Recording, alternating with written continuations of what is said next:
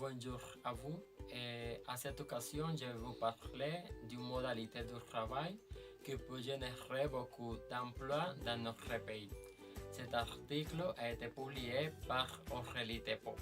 Selon une enquête réalisée en France depuis 2008, toute la filière française d'Alcatel a mis en place un accord de télétravail dans l'entreprise.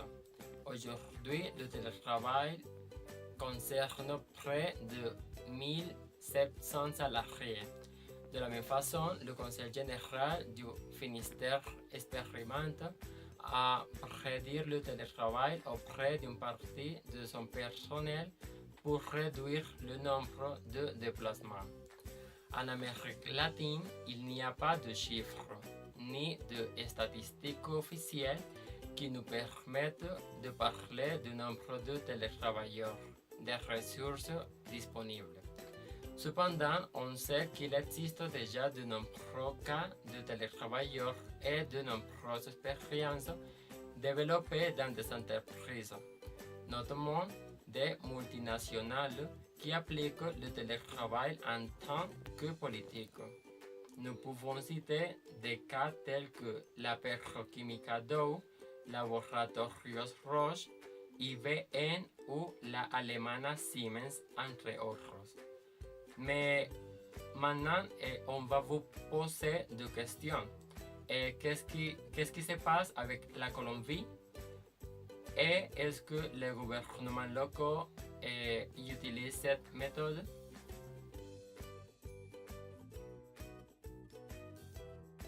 Aujourd'hui, moins de personnes sont au chômage en Colombie, ce qui a provoqué tant de ventes dans les rues qui, dans certains cas, donnent une mauvaise image à la rue.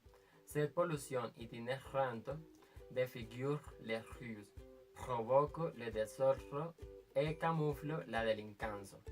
Le problème, cependant, est beaucoup plus compliqué, puisqu'il naît du manque d'emplois formels dans des conditions dignes ou stables. Pour cette raison, les gouvernements locaux doivent faire face à ce problème et résoudre la situation de ces vendeurs. Mais avant de parler du télétravail, j'aimerais rester à contexte. Pendant les années 70, aux États-Unis et pendant la crise pétrolière, le physicien Jack Niels a commencé à réfléchir aux moyens d'optimiser les ressources non renouvelables. Sa première idée était de confier le télétravail aux travailleurs et non aux travailleurs, pour lesquels il a créé le concept de télétravail. Cependant, à ce stade, le développement technologique n'était pas suffisamment développé pour que le télétravail devienne une réalité massive. Alors, le télétravail s'agit d'une modalité de travail qui permet aux personnes de travailler à domicile en utilisant des technologies de l'information et la communication pour vendre des produits et services au monde. Travailler à domicile signifie que les personnes peuvent travailler à tout moment et de n'importe quelle partie de la planète. En ce qui concerne ce que vous devriez avoir, c'est qu'ensuite avoir essentiellement un PC, accès à Internet, un téléphone portable et une caméra numérique.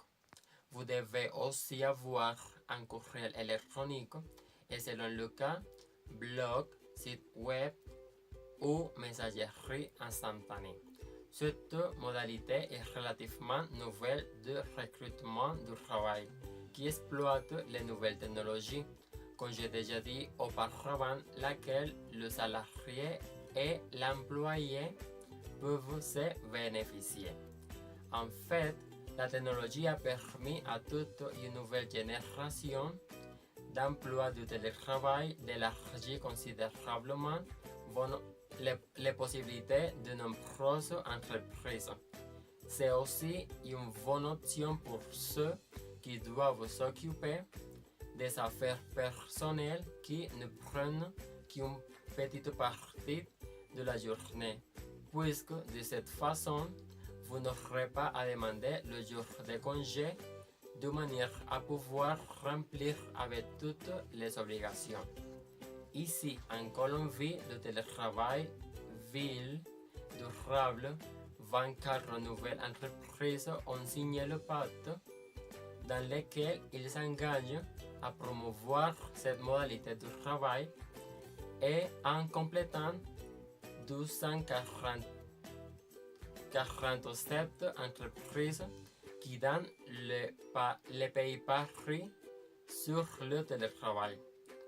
Parmi les organisations signataires, il y a plusieurs entités publiques sur lesquelles Francisco Camargo Salas, directeur de l'emploi public du département administratif de l'administration publique, a souligné. Le télétravail est une possibilité pour moderniser l'emploi public. Parmi les signataires sont Ministère des Transports, Fonds national d'épargne, Association colombienne pour le développement des personnes handicapées et finalement la Fondation universitaire Les Libertateurs. Ensuite, je vais vous présenter les avantages pour les entreprises qui sont réduction des coûts, c'est-à-dire production, équipement, régime, engagement et motivation des employés, utilisation plus efficace des espaces, moins de problèmes de coexistence entre les employés et par ailleurs les avantages des employés qui sont horaires flexibles, économie de temps de déplacement au bureau, plus d'autonomie et de contrôle sur leur vie et moins de stress. En outre, j'ai entendu que le télétravail a été une grande aide pour les gens, car le télétravail était une excellente expérience. On travaille plus efficacement, plus calmement, surtout à cause du type de travail effectué par les chefs. Parce qu'on a beaucoup d'examens de description des programmes, c'est-à-dire d'emplois qui demandent de la concentration et de l'intention. Dans les bureaux où il y a du personnel et des appels, une grande partie de la journée est consacrée à répondre aux courriels, aux fonctionnaires et aux étudiants. Et cela peut être fait parfaitement à la maison. Cela aiderait à alléger le manque de place dans le bureau et on sera aussi beaucoup plus efficace parce qu'on travaille pour atteindre les objectifs et parce que chez elle, on ne socialise pas beaucoup, c'est-à-dire on peut avancer beaucoup plus. À mon avis, les entreprises considèrent que soutenir le concept de télétravail doit tenir compte de nombreux défis, bien que le télétravail puisse augmenter la satisfaction au travail et la productivité, la réduction de l'interaction personnelle en face à face et ses conséquences possibles sont des inconvénients importants qui le surpassent sur les avantages d'une manière générale. Merci.